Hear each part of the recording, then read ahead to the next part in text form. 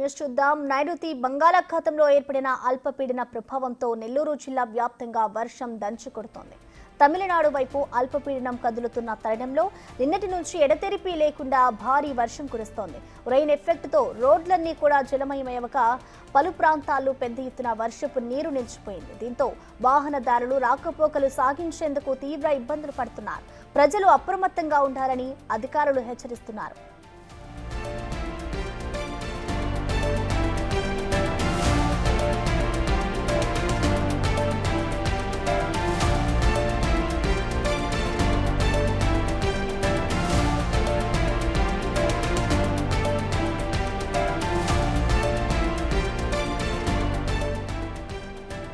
నెల్లూరు జిల్లాలో కురుస్తున్న ఈ వర్షాలకి సంబంధించిన కంప్లీట్ డీటెయిల్స్ ని మా ప్రతినిధి సురేందర్ అందిస్తారు. సురేందర్,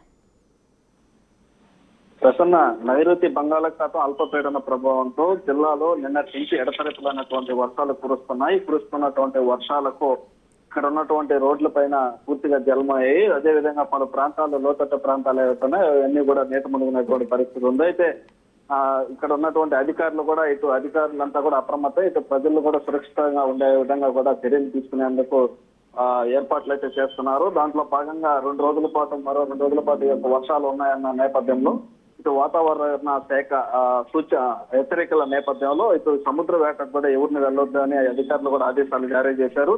దాంతో పాటుగా రాత్రి అయితే జిల్లాలో ఇందుకూరుపేటలో అత్యధికంగా 73.4 మిల్లీమీటర్లు వర్షపాతం నమోదైంది. అత్యల్పంగా అనంతసాగరంలో 1.2 మిల్లీమీటర్లు వర్షపాతం నమోదైంది.